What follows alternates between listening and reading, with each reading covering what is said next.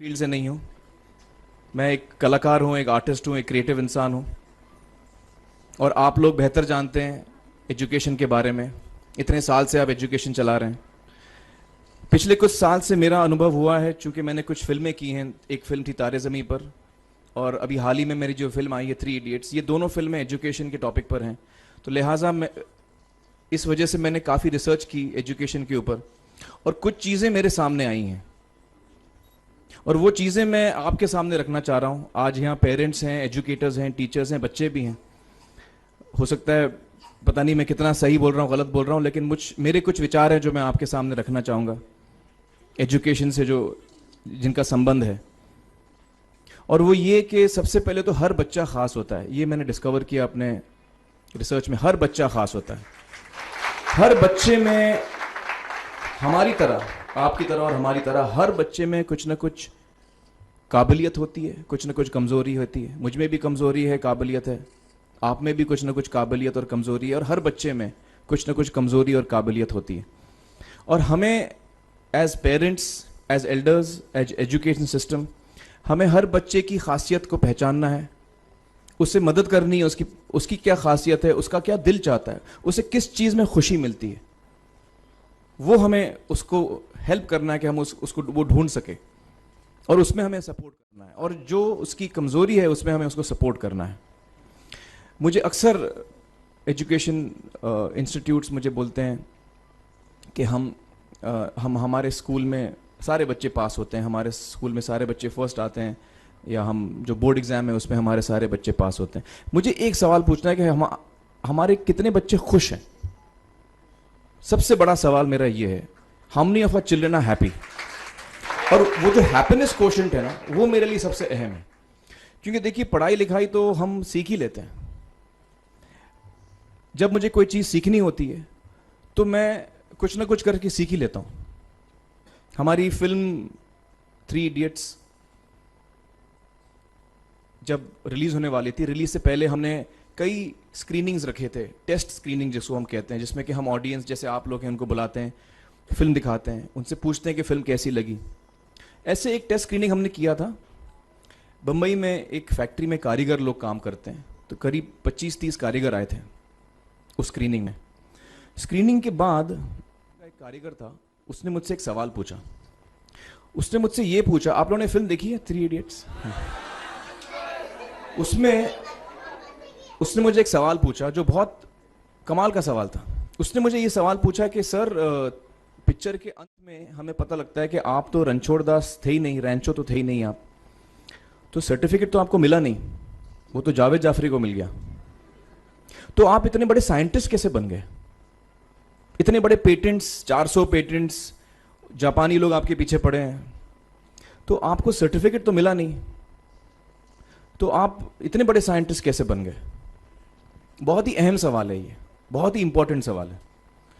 और ये जो मुद्दा है उसके हार्ट में जाता है ये, कि जब मैं एग्जाम के लिए रट के जवाब देता हूं और वो जवाब में मुझे नंबर मिलते हैं और मैं पास हो जाता हूं, तो मेरे हाथ में एक पर्चा आता है जो मुझे कहता है कि मैं पढ़ा लिखा हूं। लेकिन वाकई मैं पढ़ा लिखा हूं या नहीं, ये अभी तक हमको श्योर मालूम नहीं है। लेकिन जब आप नॉलेज चाहते हैं कि आपको मिले, विद्या मिले आपको, तो फिर वो कागज का मायने कुछ होता नहीं है। तो मैंने उसको जवाब में 2 सवाल पूछे। मैंने बोला उसको कि भैया, आपको क्या लगता है मैं अच्छा एक्टर हूं? उसने बोला हाँ, देश भर में आप सब लोग मानते हैं आपको, आप अच्छे एक्टर हैं। मैंने उससे कहा कि भैया, मेरे पास कोई सर्टिफिकेट नहीं है जो कहता है कि मैं अच्छा एक्टर हूं। मेरे पास कोई कागज नहीं है जो मुझे बोलता है कि मैं अच्छा एक्टर हूं। मैंने फिर उससे एक सवाल पूछा कि मैंने सुना आप बहुत अच्छे कटर हैं, आपके जो बॉस मुझे बताते हैं कि आप उनके मेन कटर हैं और आपकी बड़ी इज्जत करते हैं वो। आपके पास कोई पर्चा है, सर्टिफिकेट है जो मुझे बताता है कि आप कटर हो? उसने बोला नहीं सर। तो मैंने बोला आपका जवाब आपको इधर ही मिल गया।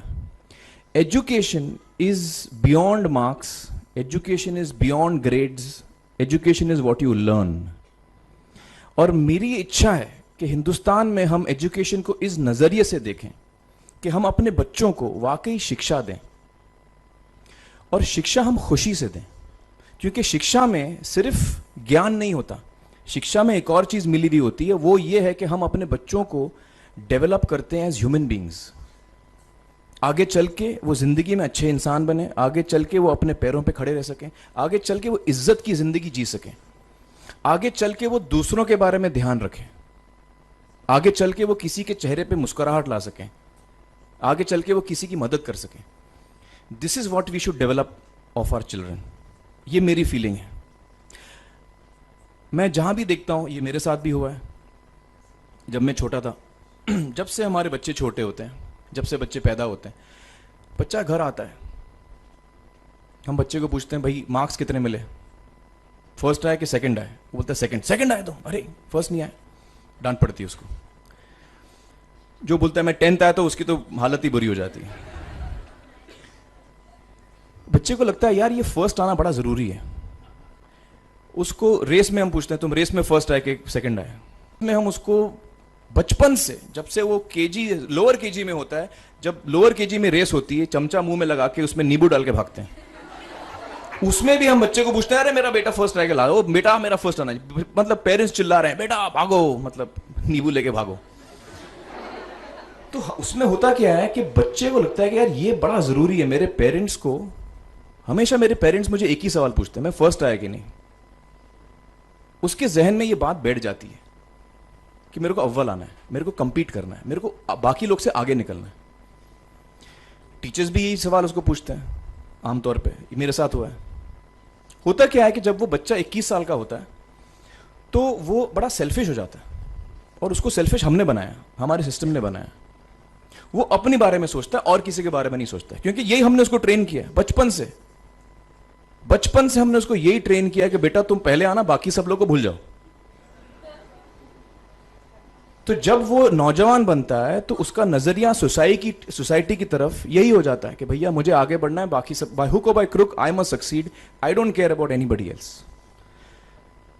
मेरा ये दिल कहता है, मेरा ये दिल चाहता है कि अगर हम जितने यहां पेरेंट्स हैं, एडल्ट्स हैं, यंगस्टर्स हैं जो कल जाके पेरेंट्स बनेंगे, अगर हम अपने बच्चों को ये सीख दें जब वो छोटे हैं, जब वो घर आए हम उसको ये सवाल पूछें, ये नहीं पूछें कि मार्क्स कितने मिले, उसको ये पूछें कि बेटा आज तुमने किसकी मदद की, आज तुमने किसके चेहरे पे मुस्कुराहट लाई। अगर हम उसको ये पूछें तो उसको ये लगेगा कि यार जरूरी ये है, मेरे पेरेंट्स मुझे हमेशा ये पूछते हैं, मार्क्स का तो कभी पूछते नहीं, वो मुझसे ये पूछते हैं कि भैया तुमने किसको हेल्प किया आज। तो हेल्प करना लोगों को, लोगों के बारे में सोचना, लोगों के चेहरे पे मुस्कुराहट लाना, ये मेरे पेरेंट्स के लिए बड़ा इंपॉर्टेंट है। साइकोलॉजिकली वो इस चीज के साथ बड़ा होगा, स्कूल वही जाएगा, पढ़ाई लिखाई वही करेगा, वो उसका नजरिया थोड़ा बदल जाएगा। जब वो बच्चा नौजवान बनेगा, 21 साल का होगा, और सारे बच्चे उस उम्र के जब 21 साल के होंगे, हमारी सोसाइटी चेंज हो जाएगी।